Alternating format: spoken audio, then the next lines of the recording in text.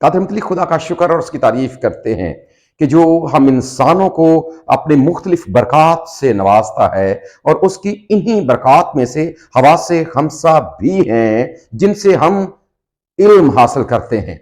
और इन हवासे खमसा में हम सब इस बात को जानते हैं कि आंखों को यानी देखने की हिस्स को इनकी मलका कहा जाता है, यानी कि इसके बारे में कहा जाता है कि ये अहम तरीन हिस्सा है कि हम देखने से इस दुनिया में जो इल्म हमारे पास होता है उसमें से तकरीबन जो 80% इल्म है वो हमारे पास देखने की वजह से आता है।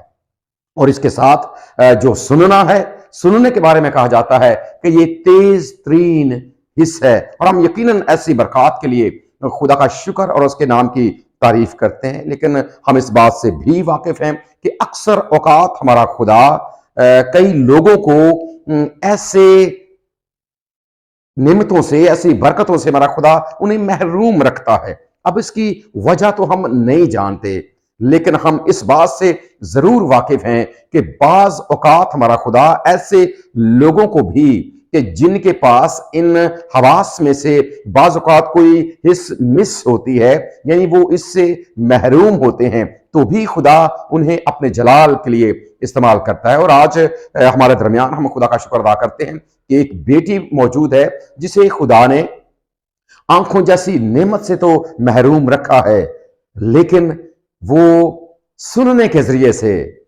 पाक कलाम को जुबानी याद करती है। और आपको इस बात का भी इल्म होगा कि खुदा का बंदा मुकद्दस पौलुस रसूल रोमियो के खत के 10वें बाब की 17वीं आयत में इस बात का बयान करता है कि पस ईमान सुनने से पैदा होता है और सुनना मसीह के कलाम से। आज हम इस बेटी की मार्फत इस बात को सीखेंगे कि वाकई वो आंखों से तो महरूम है, लेकिन जो सुनने की तेज तरीन हिस्स है वो किस तरह उस एक हिस्स को इस्तेमाल करके पाक कलाम को जुबानी याद करती है। और मैं आपको ये भी बताता चलूं कि हमारी ये बेटी हर महीने के पहले इतवार वो पाक कलाम में से कोई भी एक बाब, किसी भी किताब का एक बाब चुनती है, उसका इंतखाब करती है, फिर उसकी छोटी बहन उसको याद करवाती है, और ये बेटी जुबानी याद करके इबादत में इस बात का अमली मुजाहरा करती है कि वाकई ईमान सुनने से पैदा होता है और सुनना मसीह के कलाम से। आप लोगों से भी जरूर गुजारिश है कि आप इस बेटी के लिए जरूर दुआ कीजिएगा कि खुदा इसको बरकत दे और खुदा इसको इसी तरह अपने जलाल के लिए इस्तेमाल करता रहे, और खुदा इसकी छोटी बहन को भी जो इसके लिए मेहनत करती है, इसे ये हवाला जात याद करवाती है, खुदा इसको भी और खुदा इसके घराने को भी बरकत दे। आइए इसका अमली मुजाहरा देखते हैं और बरकत पाते हैं। खुदावन का शुक्र करती हूँ मैं, खुदावन ने हम सबको ज़िंदगी दी, एक और नई सुबह दी कि हम मिलकर खुदावन की हमदो सताइश करें, खुदावन के नाम को मुबारक कह सकें। खुदावन के लगे तख्त के लिए खुदावन का शुक्र करती हूँ, खुदावन यस्सु की मौजूदगी के लिए। आए मेरे अजीज़ों, मेरे साथ हवाला निकाले कलाम खुदा में से यूहन्ना आरिफ का मुकाशफा, उसका 20 बाब। फिर मैंने एक फरिश्ते को आसमान से उतरते देखा, जिसके हाथ में अथाह गड़ा की कुंजी और एक बड़ी जंजीर थी।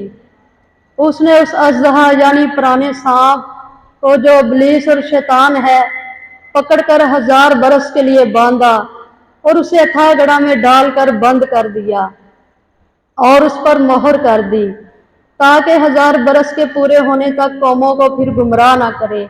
इसके बाद जरूर है कि थोड़े अरसे के लिए खोला जाए।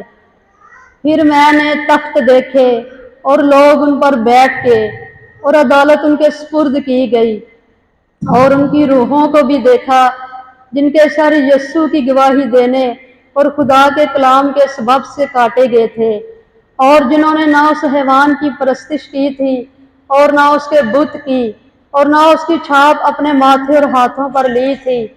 वो जिंदा होकर 1000 बरस के लिए मसीह के साथ बादशाही करते रहे, और जब ये 1000 बरस पूरे हो गए तो बाकी मुर्दे जिंदा ना हुए। पहली क़यामत यही है। मुबारक और मुकद्दस वो हैं जो पहली क़यामत में शरीक हुए। ऐसों पर दूसरी मौत का कुछ इख्तियार नहीं। वो खुदा और मसीह के काहिन होंगे और 1000 बरस तक उसके साथ बादशाही करेंगे।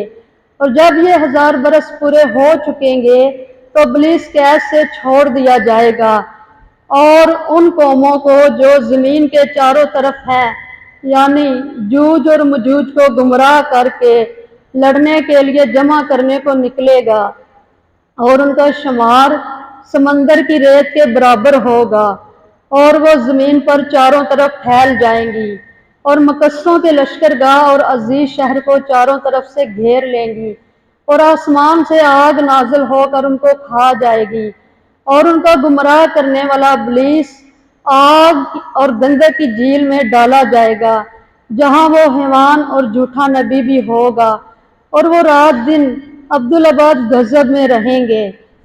फिर मैंने एक बड़ा सफेद तख्त और उसको जो उस पर बैठा हुआ था देखा, जिसके सामने से आसमान और ज़मीन भाग गए और उन्हें कहीं जगह ना मिली।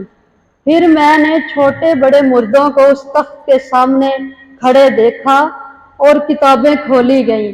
फिर एक और किताब खोली गई, यानी किताबे हयात। जिस तरह उन किताबों में लिखा हुआ था कि हर एक के अमाल के मुताबिक मुर्दों का इंसाफ किया गया। समंदर ने अपने अंदर के मुर्दों को दे दिया और मौत और आलम अरवाह ने अपने अंदर के मुर्दों को दे दिया, और उनमें से हर एक के माल के मुताबिक इंसाफ किया गया। फिर मौत और आलम अरवाह आग और गंधक की झील में डाले गए। यह आग की गंधक दूसरी मौत है, और जिस किसी का नाम किताबे हयात में लिखा हुआ ना मिला, वो आग की झील में डाला गया। खुदावंद अपने कलाम के वसीला से हम सबको बरकत बख्शे। आमीन।